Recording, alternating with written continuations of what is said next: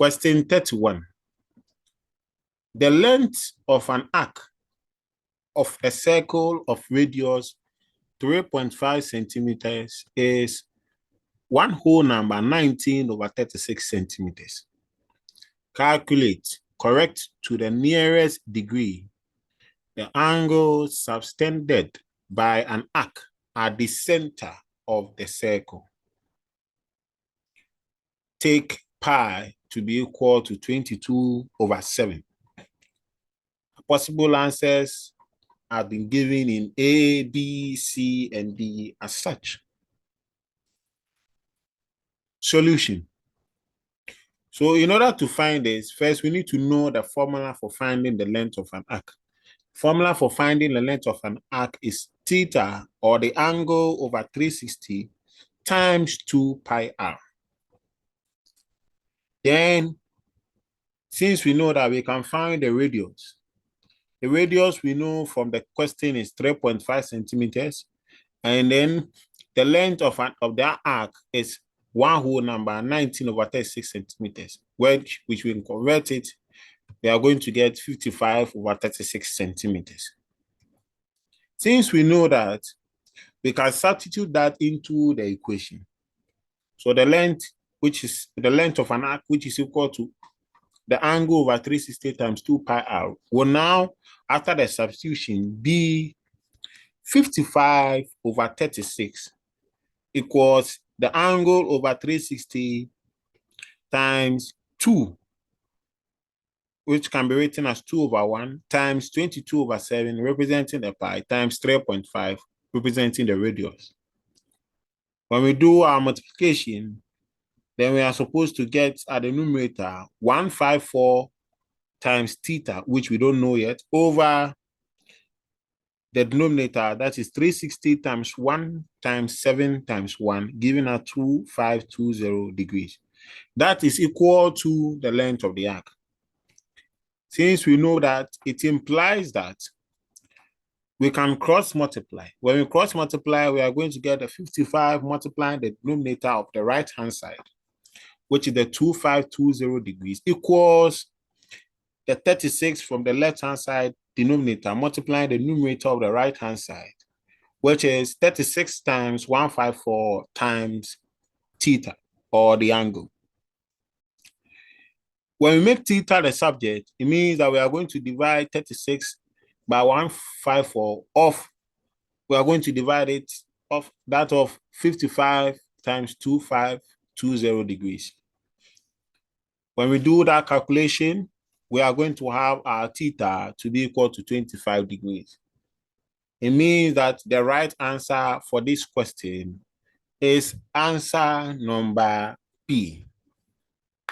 Question 32. A diagram has been given to us. There is a hint on the diagram. We have to note that same color lines indicate that the lines are parallel to each other. So the color that the lines with the same color code are parallel to each other. What that means is that, for instance, UR, which is parallel to QS, means that QS will also be equal to 15 centimeters, as well as the PS, which is 10 centimeters, will have an equal length with TR, which will also be 10 centimeters. Since we know this now, we can now read the question. Let's read together. In the diagram, P moving to U is equivalent to SR, line SR, and line PS is equivalent to TR, line QS is equivalent to line UR. UR is equal to 15 centimeters, or the magnitude of the line UR equals 15 centimeters. That of SR is equal to 8 centimeters, and that of PS equals to 10 centimeters. And the area of the angle SUR equals 24 centimeters square. Calculate the area of PTRS. PTRS, that forms more like a quadrilateral. So the solution. First, we need to find the area of the quadrilateral. In this case, it's a parallelogram. The area of a parallelogram is base times height. But this formula cannot be applied here because it won't be an easy task to calculate the height. Hence, theorems on areas will be applied. What it means is that we can derive another line running from P to R. When we do that, it implies that we could have P joining to R. That forms a diagonal line across the parallelogram PTRS. This means that there's a bisection of the area of the parallelogram into two. Since that happens, we are going to have two triangles, which we can call it congruent triangles. Congruent triangles here, one will be PSR and PTR. But angle PSR is equal to angle SUB. Sorry, angle SUR. What it means is that angle PSR is also equal to 24 centimeters square. So here it's rather SUBR. Since we know that, it means that we can substitute that. Our parallelogram area we know equals PSR. Since we know that we could simply add PSR, which is 24, plus the PTR, which will also be 24 centimeters square. This, because they are congruent, they are going to have equal angle.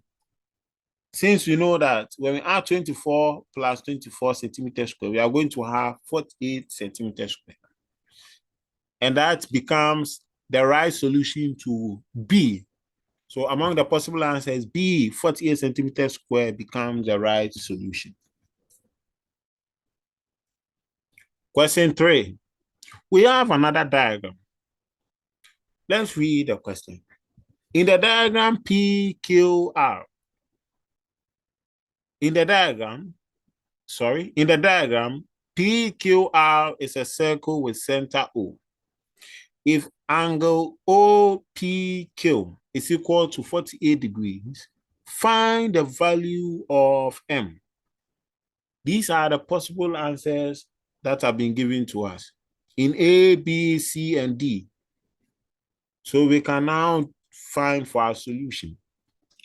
So with our solution, we know that the angle OPQ, as we see from the diagram, is equal to the angle OQP because it's an isosceles triangle. The angle at the base and the angle at the height is the same. Since we know that, it means that OP is equal to OQ, which is the radius of the same circle. Radius across circle is the same. Hence, OPQ here we know is an isosceles triangle. Since we know that, we can find the value of M, in this case, from the diagram. So the value of M here is equal to OPQ plus OQP, because exterior angles equal to the sum of the base angle of an isosceles triangle. Since we know that in mind, we could have that formula in place. It means that the value of OPQ is equal to OQP here, which is 48 plus 48 degrees, means that our value M is 96 degrees.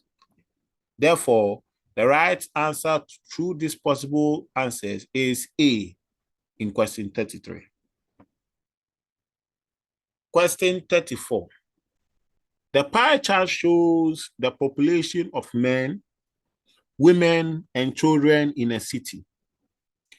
If the population of the city is 1,800,000, how many men are there in the city? We have our possible solution in A, B, C, and D. Paying attention to the diagrams, let's look for the solution. The women we know from the diagram is 120%. Children are 169%, but we don't know for men. But we know that in order to find the men, the angle, the sum of the angles in a circumference or in a circle is 360 degrees. So we can sum up the total of the men, of the women and then the children, and we subtract it from the men. In this case, the angle for the men equals 71 degrees. Now, since we know that the angle is 71 degrees, it implies that we can multiply that angle times 1,800,000. When we do that calculation, the men now in the city would be equal to 71 times 5,000. That is 360 going into 1,800,000. 5,000 times 71 gives us 355,000. It means that there are 355,000 men. Hence, the correct answer to this question is answer C. Question 35. The mean of the numbers 15, 21, 17, 26, 18, and 29 is 21. Calculate the standard deviation. So here we have our possible solutions in A, B, C, and D. Since we know that, we can go ahead and find our solution. Here, our solution comes with a table. So from our table, it implies that we can find the standard deviation. Standard deviation, the value of X, and then the values we obtain that from, we know the mean of the number already. So we do our subtraction, find the square of that, which is the deviation, and then we find the summation of the deviation. The standard deviation is the deviation squared over the number of term or root. It implies that our X equals the substitution of that, so the summation over 6. That gives us a value of root 25. Yeah, we can know from this calculation that our standard deviation is 5. Hence, the right solution is question C. Question 36. In the diagram, O is the center of the circle. SOQ is the diameter, and angle SRP equals 37 degrees. Find angle PSQ. These are possible solutions. Let's look at the right solution. So to find the solution of this question, we know the angles that subtend at the same chord are equal. So here they subtend at the circumference of the same chord. So angles subtended by same chord at the circumference. So here our angle R is equal to our angle Q. Since we know that, we also know that these are two right angles because they subtend by diameter at the circumference. And so that's equal to 90 degrees. Here we can sum that angles in a triangle, which we know is equal to 180 degrees. So that will be SQP plus SPQ plus PSQ. When we do that calculation, we are obtaining the value of PSQ. Here, it will imply that when we add SQP plus angle SPQ, we are going to have 127 plus angle PSQ equals 180 degrees. Group like terms, and then we look for angle PSQ, which is 180 minus 127. We obtain angle PSQ to be 53 degrees. Therefore, angle PSQ equals 53 degrees. That is the right solution among the possible solutions, C. So C here becomes the correct answer. Question 37. Find the sum of the interior angle of a pentagon. These are possible solutions in A, B, C, and D. So the final solution, we find the sum of the interior angles of the polygon. We know from that formula, which is the sum of the interior angles of a polygon is n minus 2, all multiplied by 180 degrees. We know a pentagon has 5 sides. Pentagon has 5 sides, so that represents the variable n. We substitute that into the equation, and we are going to have the sum of the interior angles of a pentagon here equals 5 minus 2 all times 180. That gives us 3 times 180, which is equal to 540 degrees. Therefore, the sum of the interior angles of a pentagon is 540 degrees. Hence, that is solution number C. And so the right solution to this question is solution number C. Question 38. The diameter of a sphere is 12 centimeters. Calculate, correct to the nearest centimeter cube, the volume of the sphere. Take pi to be equal to 22/7. So in our possible answers, we have A to be 903 centimeters cube. This symbol represents that it is raised to the power 3, and it's same for the rest of the possible solution.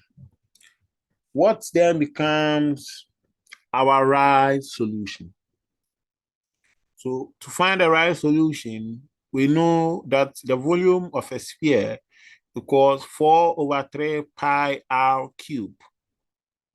But based on the question given to us, say the diameter of the sphere is 12 centimeters, meaning that if we want to obtain the radius is half of that diameter, which is 12/2 equals 6 centimeters. Thus, we can substitute that into the major question, 4/3 pi r cube. Substituting that, we have our volume, which we are obtaining for, is equal to 4/3 times the pi, which is 22/7, times the radius, which we obtain as 6 cube, equals, we do our calculation here, simplify, and our final answer comes down to 905 centimeters cube. That will be the right solution for C. So in this question 38, the right solution is question C. Question 39 and 40 have the same preamble. So let's read the preamble. A box contains 12 identical balls, of which 5 are red, 4 blue, and the rest green. Use this information to answer the question 39 to 40. Let's take that again. A box contains 12 identical balls, of which 5 are red, 4 blue, and the rest green. Use this information to answer the question 39 to 40. So question 39.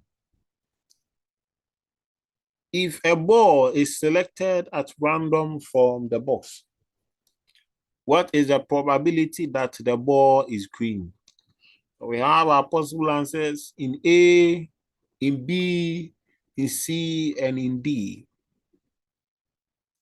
Let's look at the right solution. So here, we need to write down the data for the balls. Here we know the number of the identical balls in the box is 12. The number of red is 5. The number of blue is 4. To find the number of green, 5 plus 4 gives us 9, minus 12, which is 3, because the rest are green. So the value for the number of green balls is 3. Since we know that we can find the probability of the green balls, which is the number of green balls over the total probability, the total or the sample space, in this case, 12. The number of green balls is 3. So we have 3 over the sample space, which is the total number of balls is 12. 3 goes into itself 1, it goes into 12, 4. So our probability for the ball to be green is 1 out of 4. And that is the right solution for question number 39. Hence, possible answer D is the right solution. Question 40. If the two balls are selected at random, one after the other with replacement, what is the probability that both are red? We have our possible answers in A, B, C, and D. Still with the same preamble from question 39. So in order to find a solution, still we need to write our data again. We know the number of balls, which is the sample space, is 12. The number of red balls is 5. The number of blue balls is 4. The number of green balls. In this question, 2 balls are selected as random, one after the other with replacement. What's the probability that both are red? So in order to find that, we need to know the probability of the red balls, which is the 5/12. That gives us the value of the red balls. Since we know the value of the red balls, we could now find that if balls are to be picked and replaced, meaning that the ball was picked from the box and then sent back to the balls with replacement, it means that we have, so if the balls are to be replaced, it means we are going to have the first probability of the red ball, 5/12, picked and replaced, times the second probability ball, which is a red ball, 5/12. When we do that multiplication, we are going to have our value to be 25/144. And that is the right answer for possible answer B, A, possible answer A in question 40.